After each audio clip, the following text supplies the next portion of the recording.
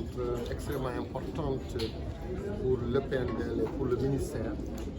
C'est une rencontre qui se tient chaque année à la même période au niveau du comité de pilotage pour évaluer, apprécier donc, notre action durant toute une année. Ça permet donc d'apprécier également la mise en œuvre des recommandations de l'année dernière. Alors, d'après la présentation, ce que nous voulons donc entendre, ce que nous avons vu durant cette année, que ce soit au niveau de l'Assemblée nationale, au niveau des collectivités, c'est partout le même discours, une satisfaction totale des élus locaux par rapport aux actions menées par le PNDL. De par sa forme, de par la nature des actions, la diversité des actions et le fait également que ce sont les maires eux-mêmes, les collectivités territoriales qui exécutent les actions, qui identifient. Nous notons également un autre élément important, c'est-à-dire que les chaînes de valeur qu'on a installées dans le domaine de l'agriculture, dans le domaine de l'élevage, ça c'est une nouveauté, c'est un élément extrêmement important.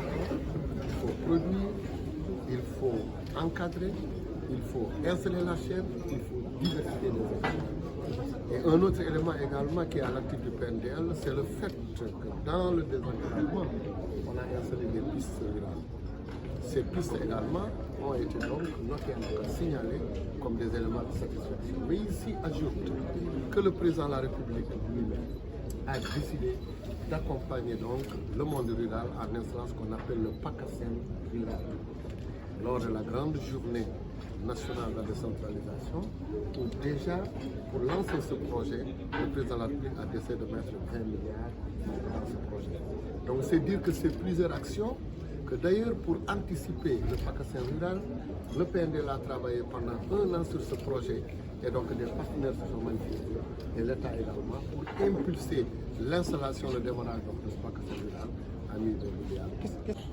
Nous permettra de faire le bilan, d'apprécier au niveau des réalisations, d'échanger avec l'ensemble des membres et de définir et de valider également de nouvelles orientations, de nouvelles recommandations.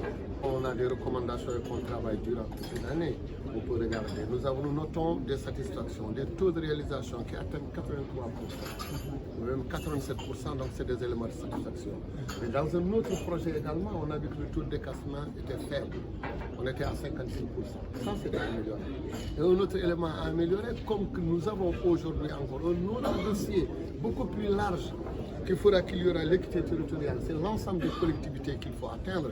Ça appelle de notre part un autre type de management, une ouverture et également des capacités, donc des ressources humaines qualifiées de haut niveau pour mettre en œuvre cette directive du président. L'unité nationale, le président de la République a dit, est une des priorités, une surpriorité. Donc, quand on parle de collectivité, on parle des maires, de ceux qui sont élus, mais on parle également du territoire, on parle de la collectivité, on ne parle pas des couleurs politiques. On regarde qu'est-ce qu'il faut pour développer nos territoires. Quand on va développer nos territoires, on va développer notre Sénégal.